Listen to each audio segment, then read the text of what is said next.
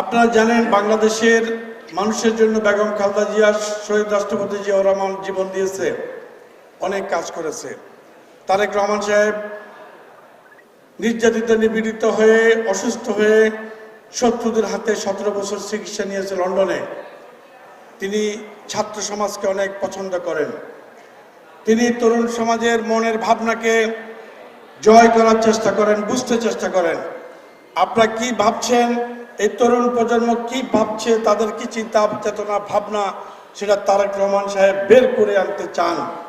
আমাদেরকে সেই নির্দেশে দিয়েছে, তোমরা তরুণ সমাজের মনের কথা পড়ো, তরুণ সমাজের মনের কথা পাঠ করো, তরুণ সমাজের চিন্তাকে মাথায় নিয়ে তরুণ সমাজের চিন্তা ভাবনার সাথে সমন্বয় করে দেশ পরিচালনা করার জন্য প্রস্তুতি নাও। এটাই আজকে আমাদের তারেক রহমানের প্রধান নির্দেশ।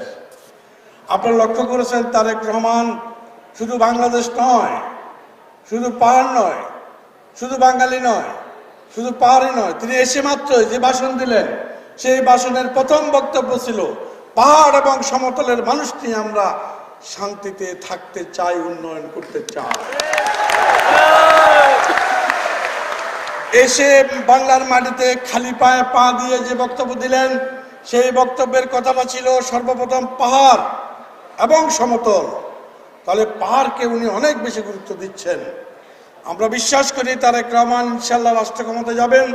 বিএনপি রাষ্ট্র ক্ষমতায় গেলে আপনাদের এই এলাকায়, আমাদের এই এলাকায় স্থায়ী শান্তি প্রতিষ্ঠা করার জন্য প্রথম আমাদের চেষ্টা থাকবে।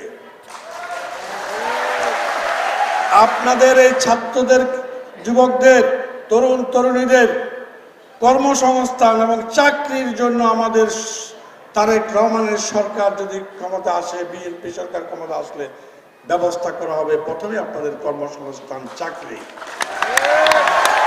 এবং এইটাও বলতে চাই, এই গত 15 বছর যেভাবে এই অঞ্চলে পাহাড়ে একটা চাকরিতে 20-22 লাখ টাকা করে ঘুষ দিতে হয়েছে, আমরা ওয়াদা করতে চাই, অঙ্গীকার করতে চাই, তারেক রহমানের সরকার, বিএনপি সরকার আসলে 1 টাকাও দিয়ে চাকরি নিতে হবে না।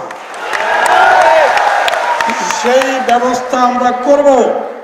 নচেত এরকম যদি হয়, আপনারা আমাদেরকে এসে ধরবেন, চার্জ করবেন। আপনি তো বলেছিলেন যে বিএনপি যদি দায়িত্ব পায় তাহলে চাকরিতে ঘুষ দিতে হবে না। সেইটা নিশ্চিত করব এবং আপনাদের সবার চাকরির ব্যবস্থা করব। কারণ আপনারা কয়দিন পরেই চাকরির বয়সী হবেন, 1-2 বছরের মধ্যেই চাকরির বয়সী হবেন। আপনারা আজকে তরুণ তরুণী, আপনাদেরকে আমরা অত্যন্ত গুরুত্ব দিচ্ছি, আপনাদের ভাবনাকে গুরুত্ব দিচ্ছি।